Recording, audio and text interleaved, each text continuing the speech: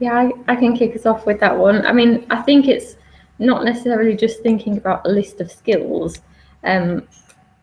but maybe thinking about the kinds of responsibilities that you have as a researcher. So, you might submit journal articles, for example.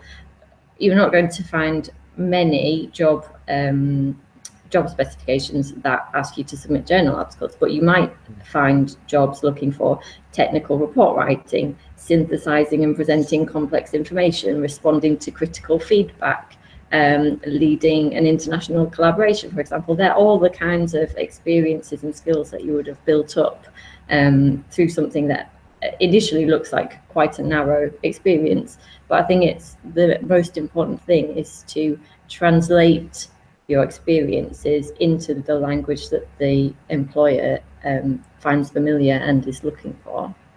Mm-hmm. Yeah, very nice. And if I can add to that from an employer's perspective, what I'd always advise candidates to do is to look through the job ad and actually write a list of the personal skills and the technical skills the company's looking for.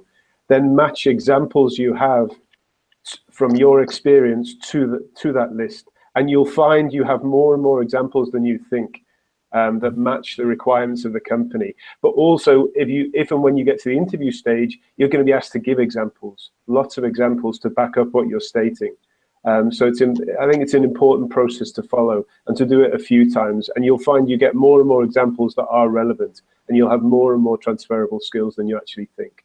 Yeah, nice. So actually, you're really analysing the job advert for the kind of way to present yourself back to the employer.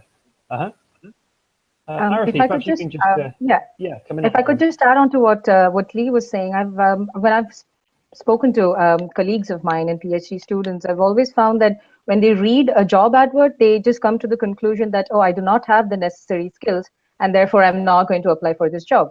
Mm-hmm. But just like Lee mentioned, it's very important to go back to all your experiences. For example, if they have asked for a managerial skill, if you have supervised a PhD student or if you've demonstrated in a lab, that counts as experience because you have organizational skills. Then you have managed a group of students, you've taken care of their responsibilities for their report writing, and you've been responsible for them. So to find a way to translate that into something when you apply for a job is very important, and it's very good to hear that from you, Lee, that you mention it now in this panel.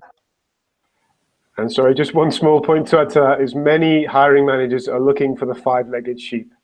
They're looking for the impossible candidate who doesn't exist. So don't worry if you don't fulfill everything on that job ad. Of course, if they're asking for 15 years of work experience, then you're probably not, you don't have the relevant background. But don't think you have to specifically fulfill every single requirement, which is a mistake that many will make. Yeah, because I think that's like you say, there isn't the perfect candidate. So each candidate that goes for a job is going to have particular strengths and weaknesses.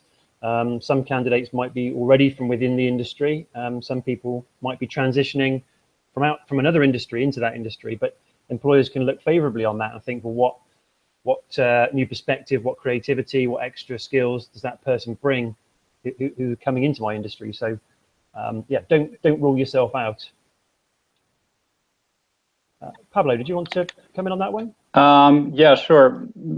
Maybe, well, for one, I think the aspect of really translating what you've learned during your PhD for an employer is super important. And it took me some time to learn that, because when I started applying for jobs outside of academia, I used to talk about a lot about the kind of research I'd done or like the topics I was specialized in, and then I quickly realized that most employers aren't really interested in that, because in many cases you're not going to be working on those topics in your new job, and so it's really important to really give them a list of what you've done. And explain to them why you're a good fit for the position, especially considering that most hiring managers don't have more than like 30 seconds or a minute to look at your resume, because they have like